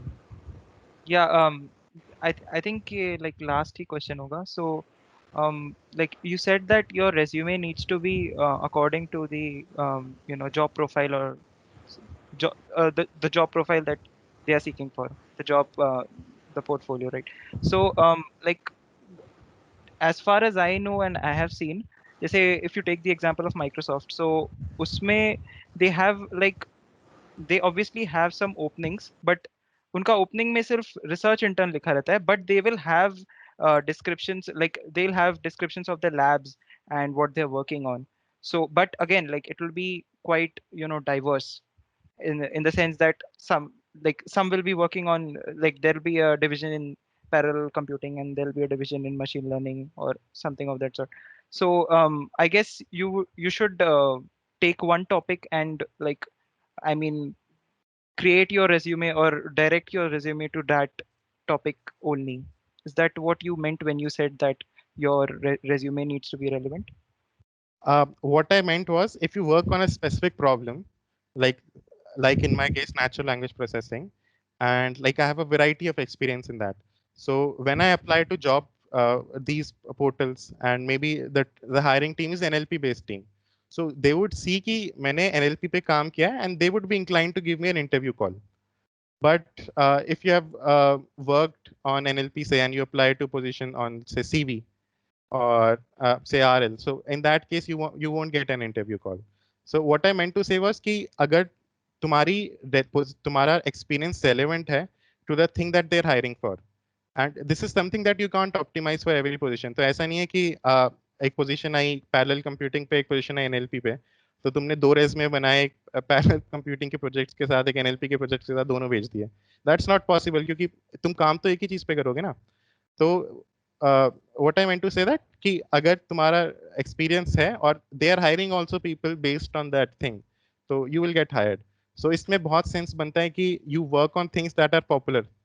तो suppose I was working on game theory, suppose I was working on optimization, suppose I was working on even say RL, so lot of people work on RL, suppose I was working on robotics, so in that case मेरे पास बहुत कम options रहते हैं, because it relevant teams ही कम होती हैं बड़ी companies में। ज़्यादातर लोग CV NLP पे focus करते हैं, recommendation पे करते हैं focus।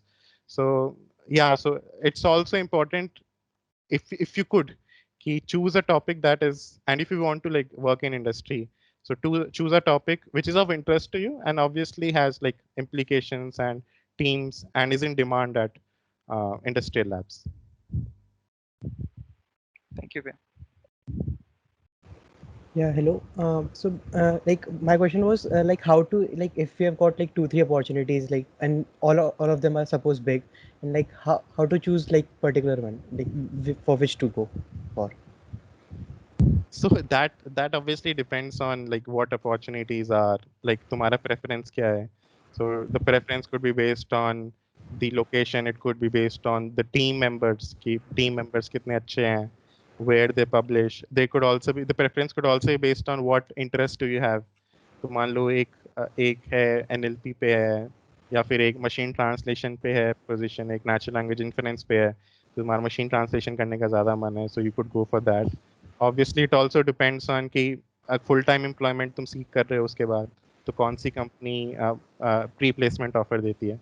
There are a lot of things that it depends on, and it like individual case. If you want me to answer that, maybe we could take it offline. But it depends on कि individual opportunities क्या क्या है and तुम्हारा preference क्या है. So there is no hard and fast rule कि this is the ratio.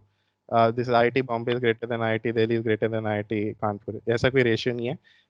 It also always depends on the context and your preferences.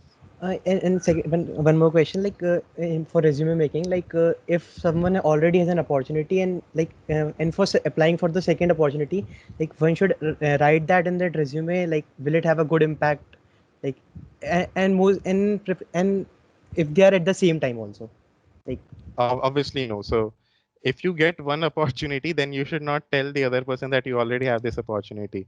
तो उन्हें क्या लगेगा कि अगर ये बंदा उस अपॉर्चुनिटी को लीव कर सकता है मेरी अपॉर्चुनिटी के लिए, then he can also leave my opportunity and go for some other next one.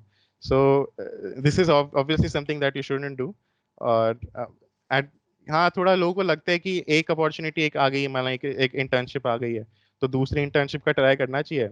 I would say yes. I know this wasn't your question, but they should, and this is my opinion, not a general thing, but they should, because people don't like care about interns that much. अगर तुम बोलो कि मान लो अक्टूबर में तुमने accept करे internship और दिसंबर में बोल रहे हो कि नहीं आ पाऊंगा मैं, so they would hire someone else.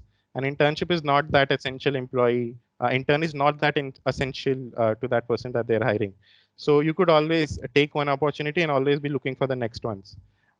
But obviously you shouldn't mention कि मेरे पास I have this internship offer already and I want another internship offer. So obviously that is something you shouldn't do. Accept करें internship और दिसंबर में बोल रहे हो कि नहीं आ पाऊंगा मैं, so they would hire someone else. An internship is not that essential employee. Intern is not that essential to that person that they're hiring. So you could always take one opportunity and always be looking for the next ones.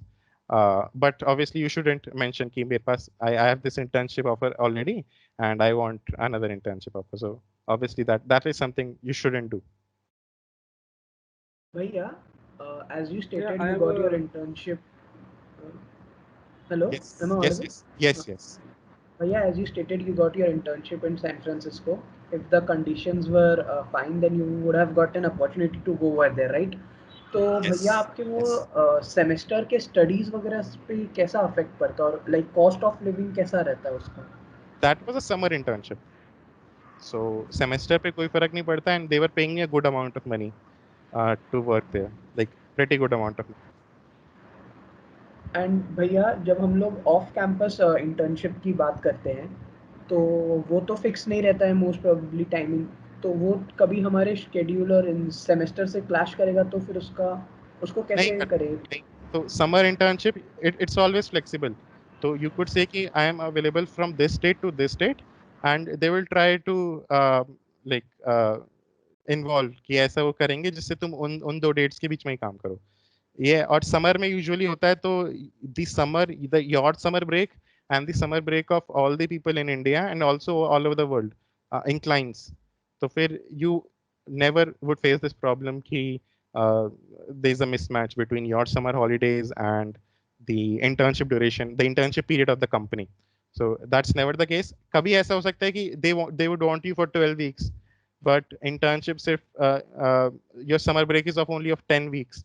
So in that case, जैसे मैंने किया था for IBM, I joined 1 week late for my college. I registered, but मैं चला गया internship मैंने 1-2 हफ्ता और करी और फिर मैं वापस आ गया. तो ऐसा भी तुम कर सकते हो. और फिर IIT BHU है थोड़ा लैक्स है तो there are always ways of registering without being present. So this is something that you could take the advantage of. But ऐसा generally problem होती नहीं है. Okay भैया, there's thank you. one question if I could ask. So like currently I'm working on like my field of study as of now. I'm in second year, so I'm working on computer vision problems, and I'm having an intern under professor. So like my friend also here, he's also working on the same field. So we do our projects like mostly on collab, and you know how it is. Like we'll take code from here, there, we'll mix it up, we'll try to come up with a solution that works. So how different is it like when you're working in a corporate, and like do they make you like, is the coding environment different? Is the large data set, so is it more difficult to do it over there, or is it just similar to collab and that? So research में हमेशा तो रहता ही है कि थोड़ा hacking करनी पड़ती है. हैकिंग मतलब गिटहब से रिपोर्ट आई तो कुछ आइडिया आया तुम्हें कि आई वांट टू इस पेपर में मैं ये एक्सटेंशन कर सकता हूँ, तो आई टुक कोड फ्रॉम देयर, उसमें कुछ एक्सटेंशन करे, उसको चलाया फिर. तो ये चीज़ तो हमेशा रहती है रिसर्च के अंदर, because you can't always start from scratch. Deadlines रहती हैं. और रही कोलैब की बात, तो इंडस्ट्री के अंदर बहुत सारे कंप्यूटेशनल रिसोर्सेज होते हैं, इतने रिसोर्स होते हैं that you can't even use them. So for example, when I was working at Microsoft, this Azure cloud they had, like it had 2000 GPU instances that was always empty. So मैं एक साथ 2000 GPU instances पे चला सकता था, but you are always constrained by the amount of code you write. So computational resources is not an issue there, but थोड़ा coding के लिए रहता है कि you have to write a code in such way कि such that after your internship ends someone can pick it up and उसके बाद कोई काम कर सकता है. तो you can't just right notebooks की नोटबुक में कुछ कुछ कर लिया, सेव कर लिया, अगली बार चलाई चल नहीं रही है. You have to write well structured code, but because this is science, तो इतना कोड रिव्यू वगैरह कुछ नहीं होता है. कि कोड रिव्यू तब होता है अगर तुम उसको डिप्लॉयमेंट में डालते हो, but for experiments you just have to write good code, but it doesn't really matter that much. But you have to write good code that some other person can take and pick it up. Code you write. So computational resources is not an issue there, but थोड़ा coding के लिए रहता है कि you have to write a code in such way कि such that after your internship ends someone can pick it up and उसके बाद कोई काम कर सकता है. तो you can't just write notebooks की notebook में कुछ कुछ कर लिया, सेव कर लिया, अगली बार चलाई चल नहीं रही है. You have to write well structured code, but because this is science, तो इतना code review वगैरह कुछ नहीं होता है.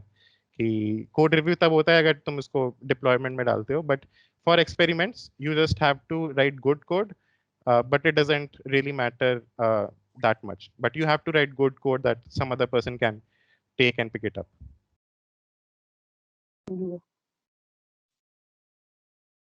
Bhaiya, I had a question. Like from your talk, I got the gist that it's more about specialization rather than generalization. So like, is it true, or like we should explore all the things or something like that? If you can be good in like 2 or 3 topics and be really good at it, तो उससे better तो कुछ नहीं है. But we are like obviously humans, तो मैं तो एक ही टॉपिक में अच्छा हो पाया, so that's why I took this approach कि मेरे को NLP करना है. I also started with the RL, but time I couldn't manage time कि RL भी करूँ NLP भी करूँ. But if you are good enough and like you can work on both the things and be good at it, तो उसमें तुम्हें ज़्यादा opportunities मिलेंगी. But if you are struggling कि यार इसमें भी थोड़ा बहुत आता है, उसमें भी थोड़ा बहुत आता है, उसमें भी थोड़ा बहुत आता है, so that wouldn't do. So you have to be good at it, and if you can be good at multiple things then that's the best. But in my case मैं एनएलपी पे ही स्टिक कर पाया.